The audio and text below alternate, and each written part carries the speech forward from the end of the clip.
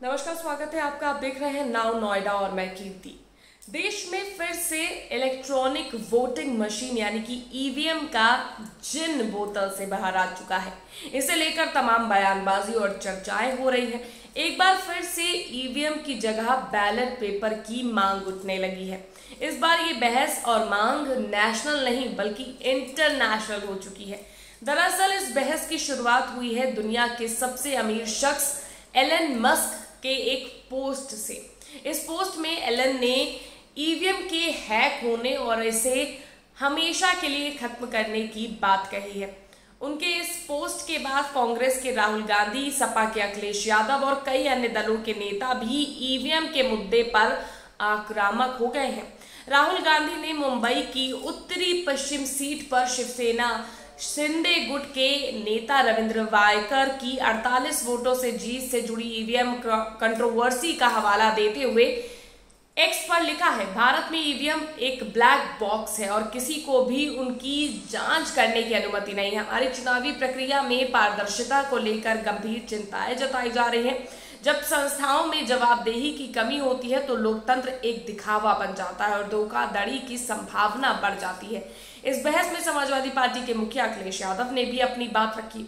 उन्होंने एक्स पर लिखा, टेक्नोलॉजी समस्याओं को दूर करने के लिए होती है, अगर वही मुश्किलों की वजह बन जाए तो उसका इस्तेमाल बंद कर देना चाहिए। आज जब विश्व के कई चुनावों में ईवीएम को लेकर बड़ी गड़बड़ी की आशंका जाहिर की जा रही है और दुनिया के जाने माने टेक्नोलॉजी एक्सपर्ट ईवीएम में हेराफेरी के खतरे की और खुले आम लिख रहे हैं, तो फिर ईवीएम के इस्तेमाल की जिद के पीछे की वजह क्या है?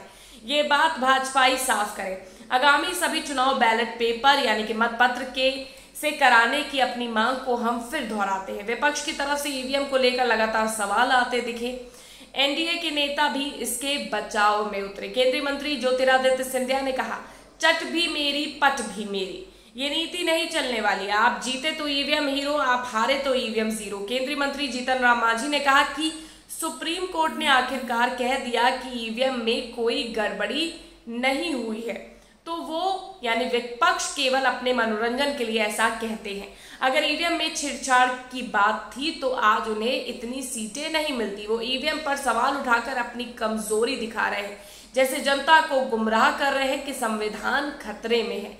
शिवसेना शिंदे गुट के नेता बोले, ये महज अफवाह। वायकर के मामले में शिवसेना शिंदे गुट ने जो नेता है संजय निरुपम का कहना है कि जिस दिन से रिजल्ट आया है उस दिन से ही हमारी पार्टी के चुने उम्मीदवार वायकर के खिलाफ शिवसेना यूबीटी की तरफ से तमाम अफवाहें फैलाई जा रही है। चुनाव आयोग भी कूदा बचाव में। आपको बता दें, ईवीएम के बढ़ते विवाद के बीच राहुल गांधी ने जिस खबर को शेयर करते हुए इस पर सवाल उठाया है उसे लेकर चुनाव आयोग ने सामने आकर जवाब दिया है। राहुल गांधी के एक्स पोस्ट के बाद मुंबई उत्तर पश्चिम सीट निर्वाचन अधिकारी वंदना सूर्यवंशी ने कहा, ईवीएम के लिए किसी तरह के ओटीपी की जरूरत नहीं होती। जो खबर है वो गलत है।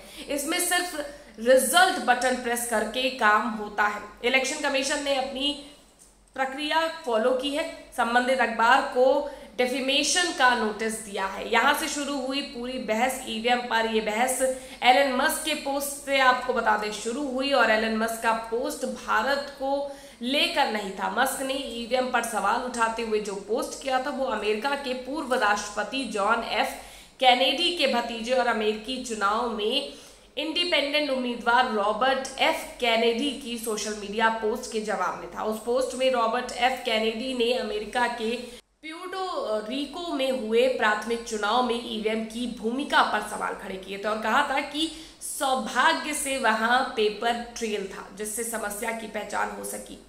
अब क्या लिखा था एलन मस्क ने, आपको बता दें, रॉबर्ट एफ कैनेडी के एक्स पोस्ट के जवाब में एलन मस्क ने लिखा था कि हमें इलेक्ट्रॉनिक वोटिंग मशीनों को खत्म कर देना चाहिए।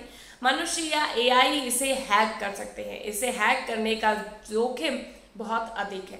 तो आपको बता दें, एलन मस्क ने यहां से ये जो बहस है जो बाहरी देश से शुरू हुई, एलन मस्क के पोस्ट से शुरू हुई, लेकिन अब भारत में बढ़ती जा रही है और इसको लेकर अखिलेश, राहुल गांधी और तमाम विपक्ष के नेता सामने आ खड़े हुए। एक बार फिर ईवीएम को लेकर ईवीएम पर चुनाव ना कराने की मांग तेज हो गई है। फिलहाल के लिए बस इतना ही। वीडियो पसंद आया तो लाइक और शेयर जरूर करिएगा। चैनल को सब्सक्राइब करना मत भूलिएगा।